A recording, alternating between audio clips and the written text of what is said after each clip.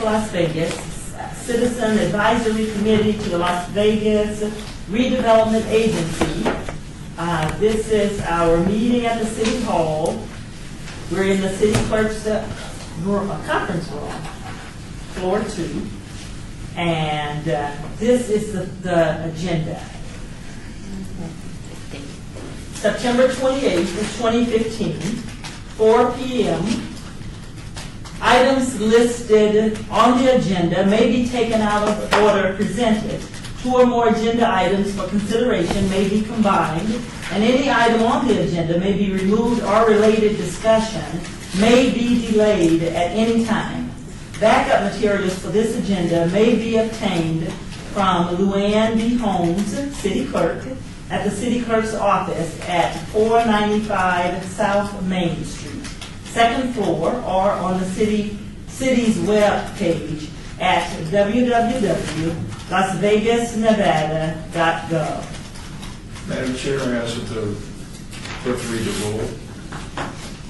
Call. Chair Mathis, Present. Vice Chair Mack, Here. Member Zarowski, Here. Member Bonaventure, Here. Member Cherry, excused. Member Kodaks, excused. Member Sylvain, excused. Member Dykes, Here. Member Sprague, excused, and we have a quorum of 5. Thank you. The meeting is now called to order. The second on the agenda is announcement, compliance with open meeting law. We are in compliance. Thank you. Public comment during this portion of the agenda must be limited to matters on the agenda for action, item 3. If you wish to be heard, give your name for the record. The amount of discussion as well as the amount of time any single speaker is allowed may be limited. No public comment at this time. 4, for possible action to approve the final minutes by reference of the regular meetings of March 23rd and May 18th, 2015. Can I get a motion to accept? I accept. Second? I second. The motion was not.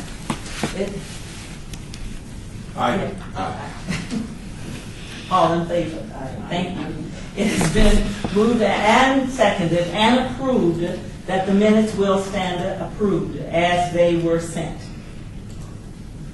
Our next agenda item is agenda item 5, report by Brian McAnlon, Government Affairs Manager, regarding Nevada Assembly Bill 445.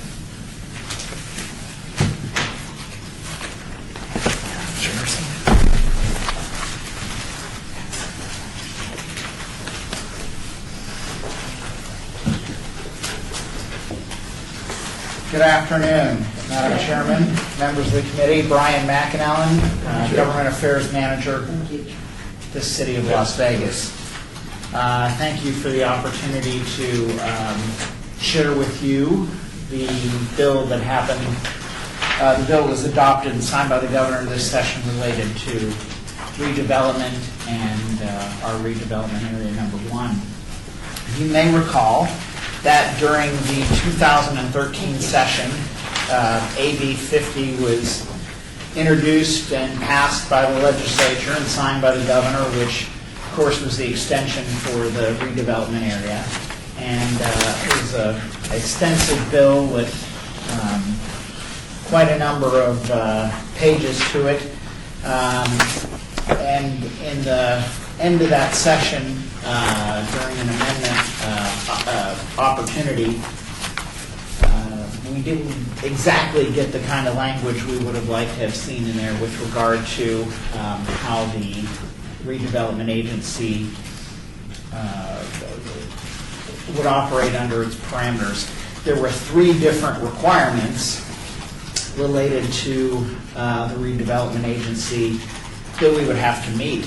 And I'm sure you're all aware that In the time after that session, a study was done and conducted by Jeremy Aguero related to all the projects within the area, and it was trying to determine the assessed value of those projects, which was one of the requirements.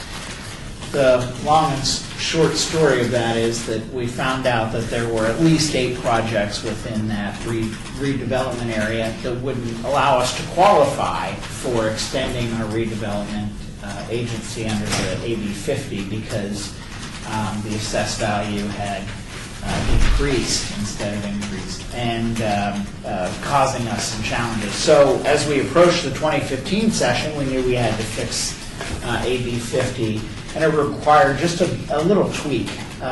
So as we looked into this session, we tried to find a vehicle in which to do that. And in my term, a vehicle was a place to kind of park that language. At the beginning of the year, we had, you'll see that on page 2 of the PowerPoint, the team we had working on this. It was myself up in Carson City along with Kelly Martinez, who's our Government Affairs Coordinator and Officer, and our contract lobbyist team, Greg Ferraro, Bob Ostrowski, Misty Grimmer, and Mike Sullivan. So all of us were tasked with trying to work on this issue, and it was a top priority for the city. And you may recall that we did not have any quote-unquote BDRs, bill draft requests from the city submitted last year, so we had to find somebody else to kind of carry that legislation for us. But certainly it was a top priority for the city along with some of our other issues. On page 3 of the PowerPoint, you'll see a variety of the issues that we dealt with during the session, redevelopment being one. But taxes and PERS, energy issues, home rule, and business licensing, just to name a few. I bring that up because trying to get our issue through the legislature forces us against literally 1,000 other bills that are out there. Page 4 kind of breaks down and gives you a list of those issues. There were over 1,075 bills that were introduced, and the city was worried about 408 of those bills. The other point with this legislative session is that 1/3 of the legislature, so 20 out of the 63 legislators, were brand new. So we had some education we had to do with our elected officials to try to get our issue out there. Since we didn't have a BDR, we knew we had a fix in this, fix needed to AB 50 from the 2013 session. We had a senator introduce the bill as a standalone measure which had our language in there. And this bill went into committee on the Senate side and really faced no opposition from legislators with the exception of the county that came out in a neutral position. But was very critical of redevelopment overall and the impact that it has on the county. So given the county's strong concerns, the bill had some challenges on the Senate side. So we, as a legislative team, decided to find another place to put it. And Henderson had a redevelopment bill, which was AB 445. And that bill had been introduced and was going to be moving along in the process. So we took our language, which was Section 2 of AB 445, and that's the bill you have in front of you, and we put it in that bill. So that Henderson had Section 1, we had Section 2, Henderson had Section 3, and this was a redevelopment bill that would help both Henderson and us. I won't speak to the issues impacting the Henderson bill because I'm not an expert on that, but I can share with you the 2 issues that we needed impacted or the issues that we needed in Section 2 addressed. First off, the line that has change the calculation of the assessed value from each project to the aggregate number of projects within the redevelopment area. And then also the elimination of $100 million in total outstanding debt for the RDA.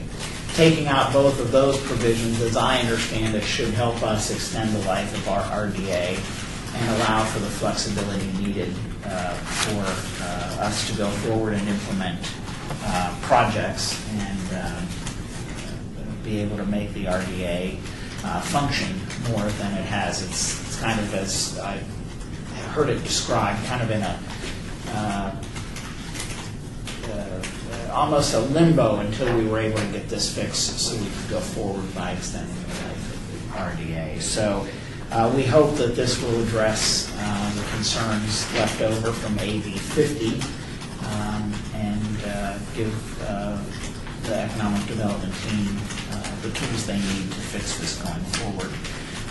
So I gave you that background information just to let you know that we were up against quite a bit of obstacles, and it wasn't obstacles that were created by the city. It was just the sheer number of bills, the sheer number of issues.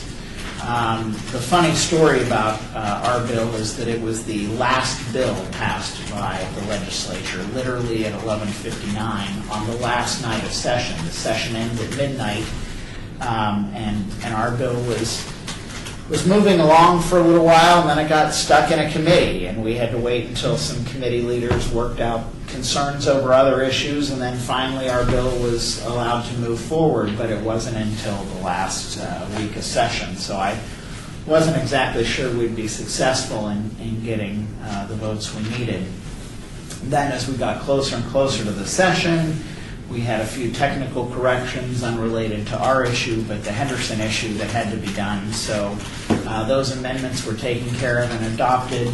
And finally, it's the last day of session, and our bill is moving along at a fairly good pace, not one that would absolutely put us in panic mode until about the last 3 hours. And then by the sheer number of bills that the legislature is addressing on the last day, you start to look at the clock and think, uh-oh, we're going to be in trouble. So Kelly was instrumental in getting a senator who asked what he could do to help us to move the bill on a calendar and move it up so it would get voted on first. And the paperwork actually got ahead of that bill and over to the Assembly. So the Assembly voted on a bill and approved it. They didn't have the bill yet, so it was a little bit of a snafu there. Finally, the Senate adopted the bill in the last hour, probably with about 45 minutes left on the clock.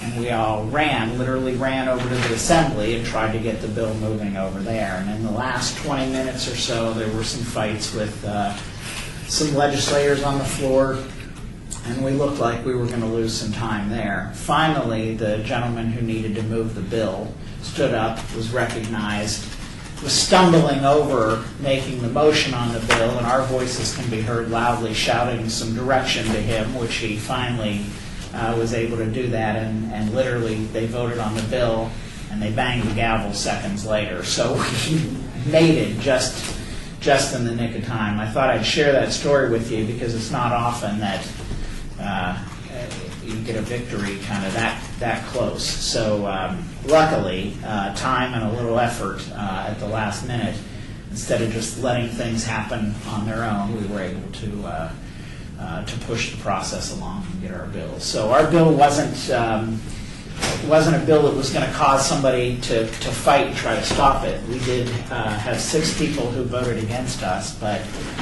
they were the most conservative members of the Assembly, and probably just not because of a City of Las Vegas issue or a City of Henderson issue, but I think philosophically they just aren't big fans of redevelopment, so redevelopment agencies, so they voted against the bill, but it wasn't something that was our issue that triggered that specifically. So I hope I framed up the issue for you and kind of explained what and how it happened, and I'd be happy to answer other questions, and we'll be monitoring this issue over the next year and a half, and if there's anything we need to do to either fix AB 50 from the 2013 session again or tweaks to our bill, we'll be sure and make that a top priority next time we go into session in 2017. Do you have any questions for Mr.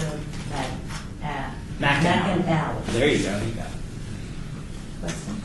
Member Zarowski, Mr. McAnally, can you address why it is the county and some of the senators are opposed to redevelopment? Is it a simple tax issue?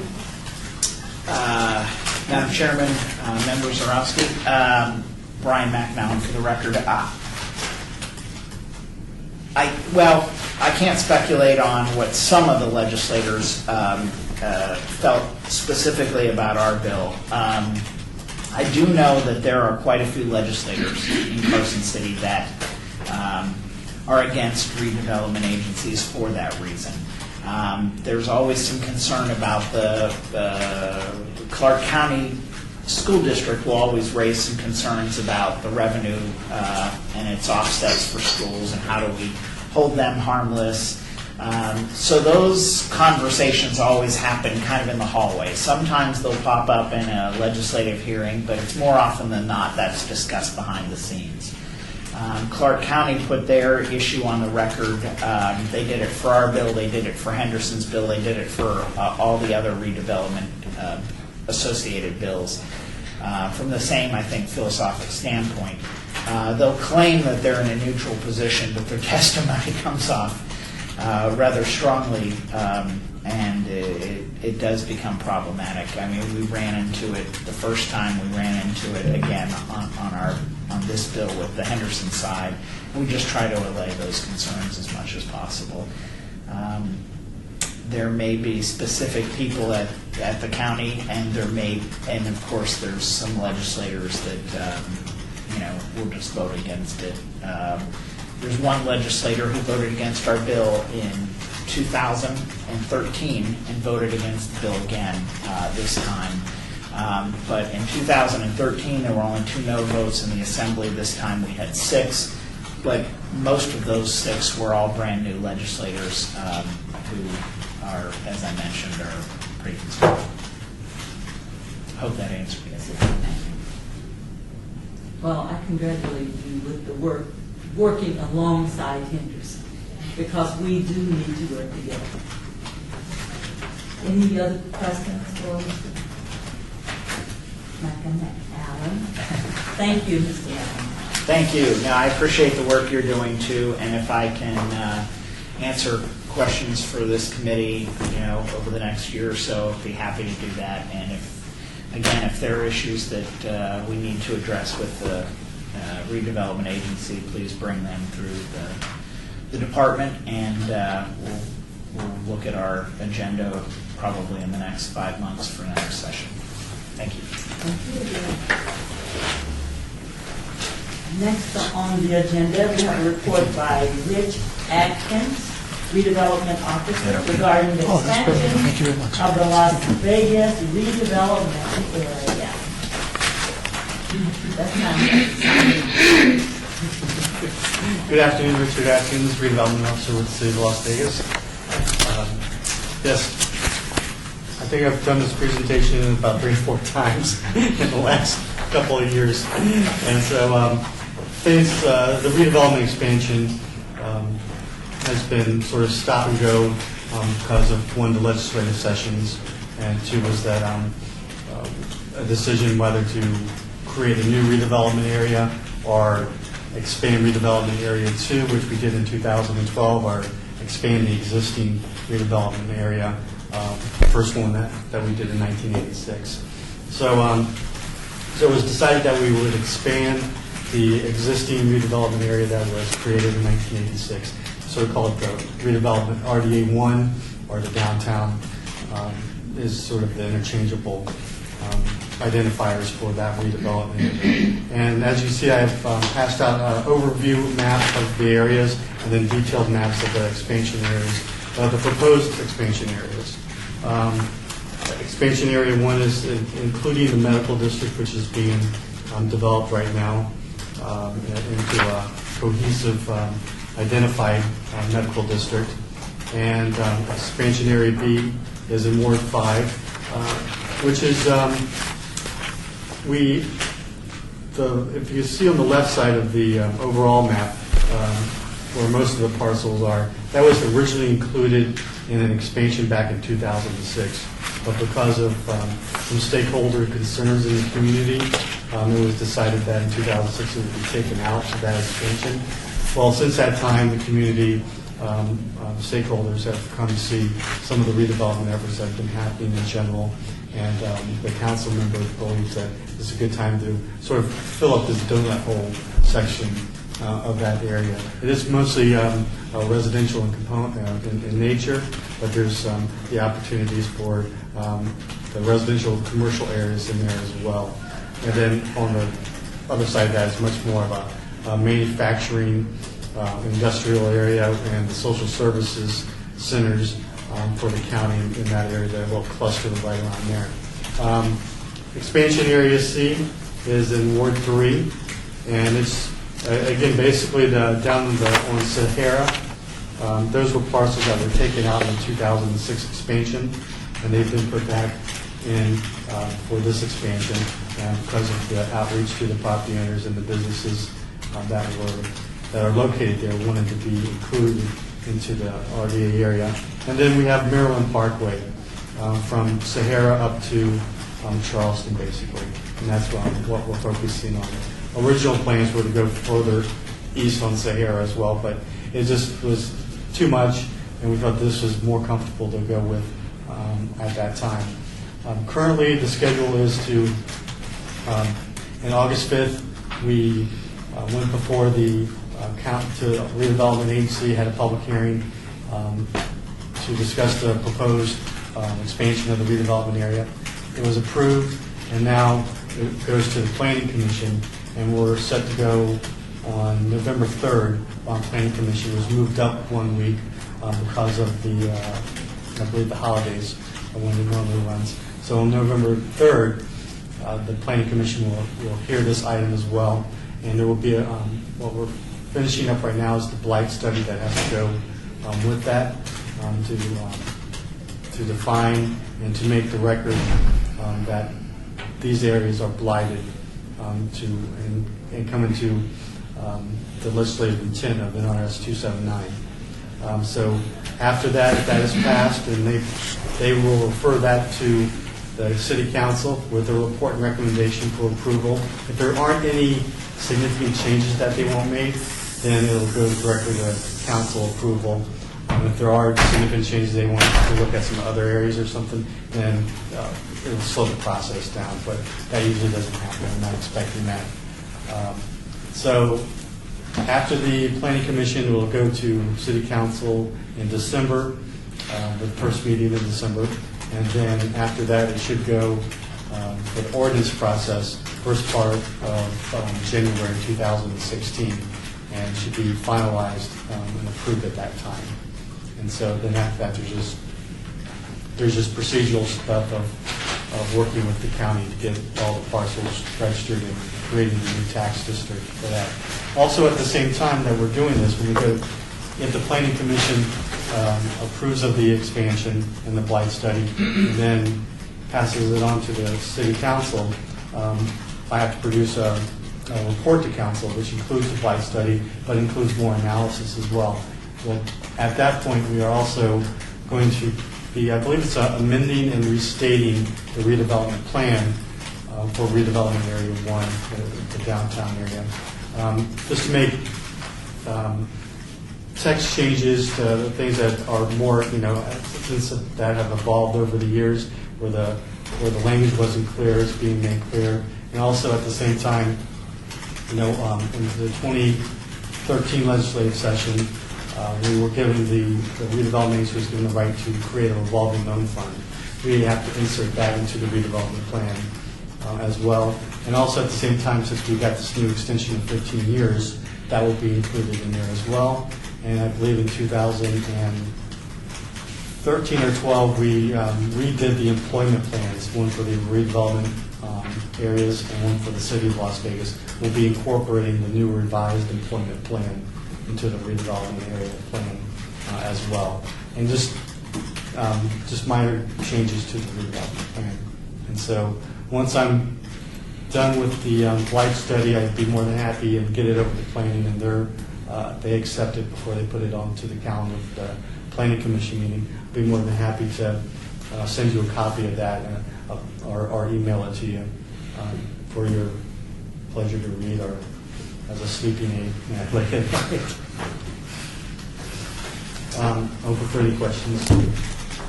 Yeah, one. Yes, A sir. couple, on mention area C, the big red spot there on Oakley and Maryland Parkway is Gorman High School, right? Correct. Okay.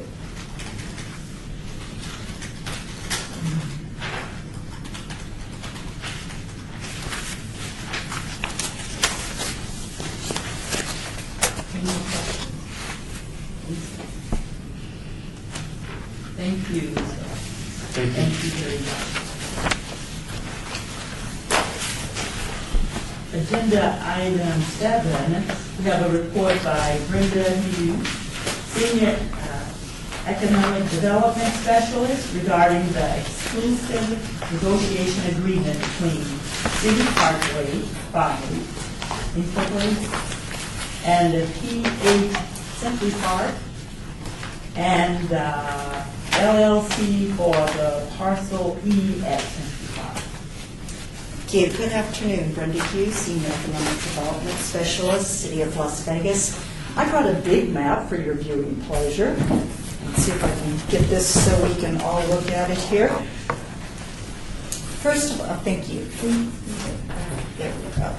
That's probably going to work. First of all, you should note that this end is north as you're getting your coordinates ready to go there. And we're going to be talking about parcel E, which is this parcel right here. A little bit of history on that parcel. The original plan for that was the World Jewelry Center, which was a high-rise development, included some residential, and that's why you will see this tower with the imposing shadow. Needless to say, along with the recession, that became economically unfeasible to do. So they maintained their rights to the land for a few years thereafter until such time as it terminated and it moved on to the Cordish Agreement, which was the arena stadium, which was going to encompass that as well as additional area. As we all know, that also moved on, so now we're looking at something that looks very feasible for the property. It is a 250,000 square foot total Class A office and service retail project. Right now, they're looking at phases. As noted in the agenda item, it's PH Symphony Park LLC, which is a subsidiary of Mulaski Group of Companies. And they are located right across the street. Thank you, Rich, for pointing that out. We started out with a non-binding letter of intent with them on June 30th and have now moved on to an ENA, an exclusive negotiation agreement, which went before the City Council on September 2. They have approximately 180 days scheduled to end on March 3, 2006 to actually move this forward or to give up their rights to the land. The next step would be a disposition and development agreement, which is a more binding agreement. For this part right now, they have two different buildings they're looking at.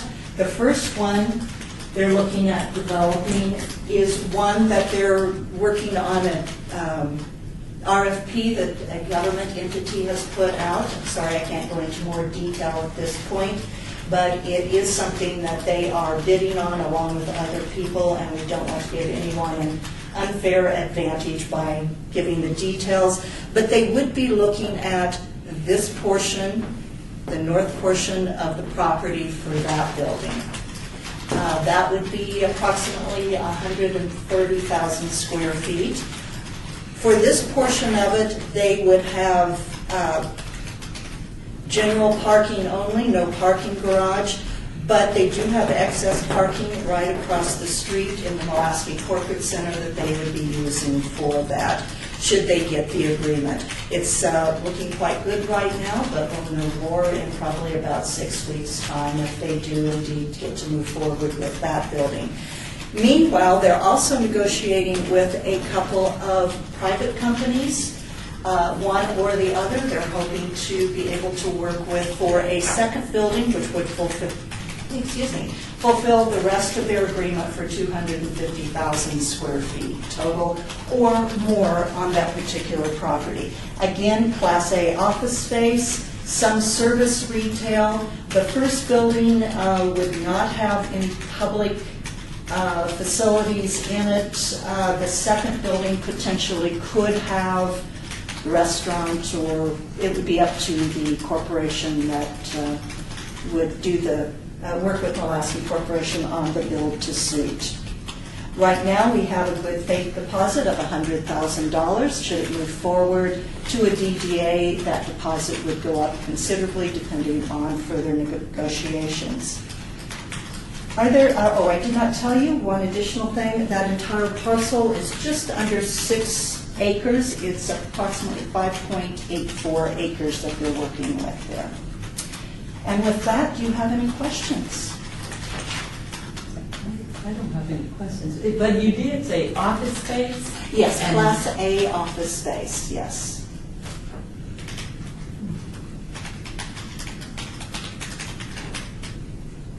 Lois Mack. I have one question that deals with parking. Yes. I know with the Molaski building, there's an existence, IRS is in there. Mhm. Many people have to visit that business. They have to pay to park, and parking is very expensive there. Will this building be likewise?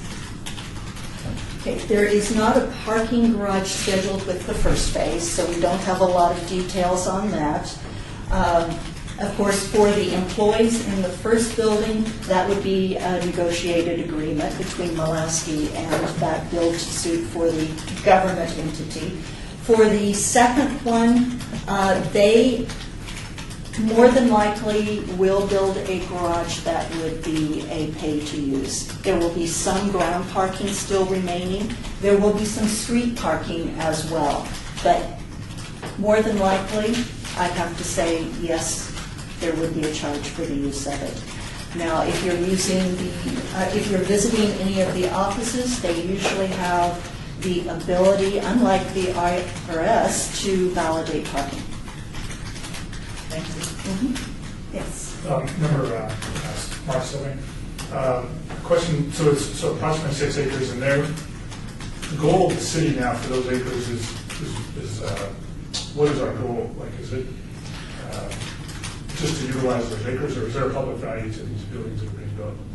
Okay, first of all, one of the things that we have as a requirement that they have at least 250,000 square feet of office space on there. And also that it would be able to be taxed. Or taxable? So it'd go on the tax roll. Those are the two main objectives. And they purchase that land for how much then? That has not been negotiated. So that's part of the negotiations. Right, that will be the next step. If they move on to the disposition and development agreement, then there will be a price for the land negotiated. Thank you. Any questions? Thank you. Thank you. Our next agenda item 8, discussion regarding topics for future agenda items by the Citizens Advisory Committee to the Las Vegas Redevelopment Agency.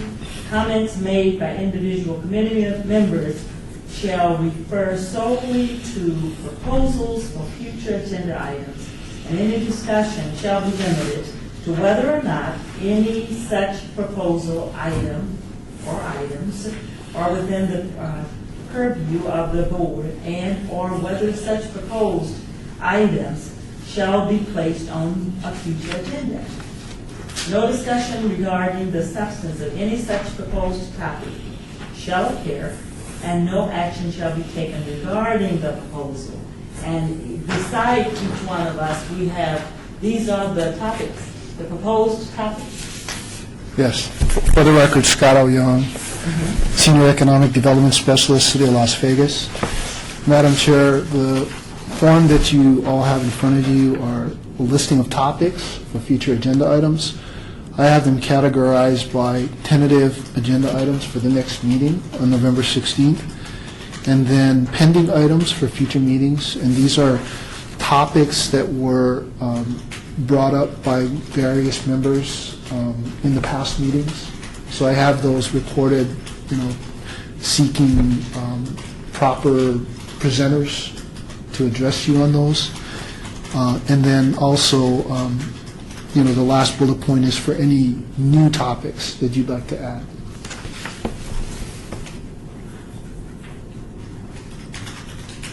I have a topic, but I don't think it's a topic. It might not be a topic. Okay. As an economic development authority, thought about better coordination with planning, city planning, on these closures of streets to do the redevelopment. Because, look around this town, it's a bottleneck with all the closures of streets and, partial closures or all total closures of one side or the other of the roads. It's a mess, in my opinion. And I've been there a long time, and no matter what area you go to, it's done. Right. For the record, Scott L. Young. For the record, Bonaventure, sorry. Member Bonaventure, that's a great point. I live in Henderson, and in Green Valley, they're doing concurrent construction on Eastern and Wigwam, which is two crossroads that I use all the time. And it would seem to make sense that if they did it, kind of coordinated it. So I understand what you're saying. I can list that as a potential topic. Maybe we can get someone from Public Works to address how they plan their projects. But I think that's a potential topic. Thank you. Sure.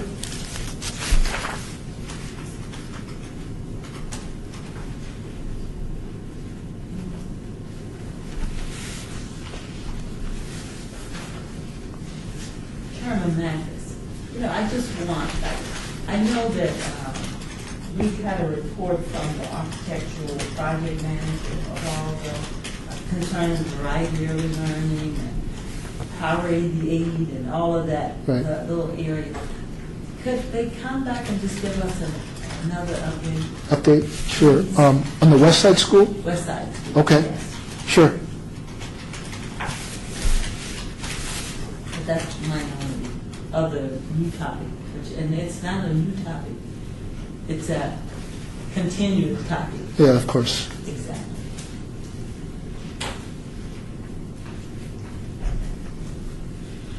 We just move on. The next item, item 9, agenda item 9, citizens' participation.